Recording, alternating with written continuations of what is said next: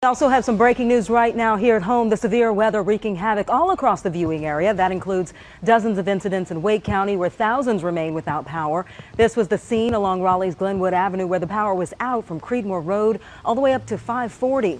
Also tonight, an evacuation after a tree falls on a care facility in Raleigh. We have team coverage for you. Greg Barnes surveying the damage in Lee County tonight. But we begin with Elena Athens live on that evacuation on Kidd Road in Raleigh. Elena? Well, Tisha, those children were taken to Wake Med where we're told there was a pre-existing agreement in case something like this happened. 19 children in total were transported from the Hilltop home. It's a nonprofit that cares for children who are severely developmentally disabled and have medical fragility. What happened here tonight was a tree came down on the roof, damaged the sprinkler line, and caused flooding throughout the facility. The executive director says it was a painstaking process, transferring all the kids with the help of the fire department. It's a painstaking process as far as having to load them into the vehicles, and you can only transport a few at a time, so it all takes time. And then once you get over there, unloading, getting them settled, and just make that whole process. It took several trips to get them evacuated, but this, we had extra staff that showed up to help out, and then everybody just pitched in.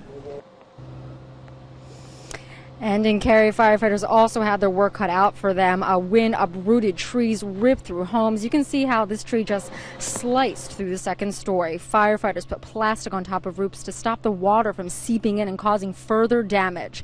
Now here at Hilltop, we're told all of the children are okay. People are on site to start restoration, but the executive director tells me it could be a few days before this reopens and the children can return here.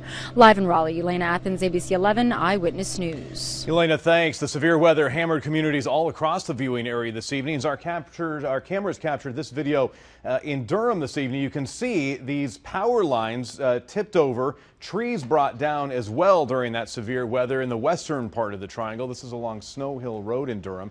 And we also saw these vehicles having to navigate on I-85 through some pretty heavy rain. Greg Barnes, he saw a similar situation unfold in Sanford this evening. He joins us live with those breaking details now. Greg?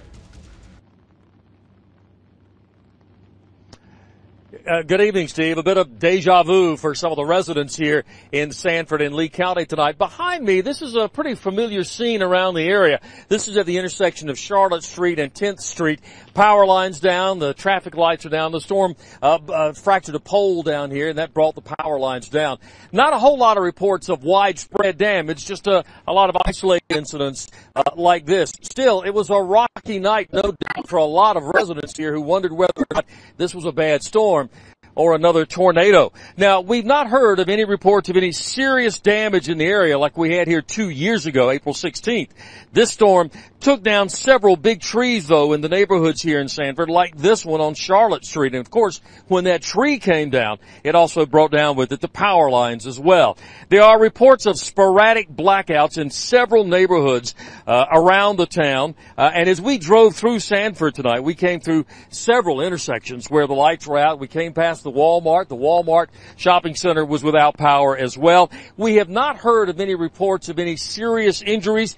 We have heard some reports that some houses here suffered some damage as well. The Progress Energy folks tell us that a little over 5,300 residents in Sanford and Lee County are still without electricity.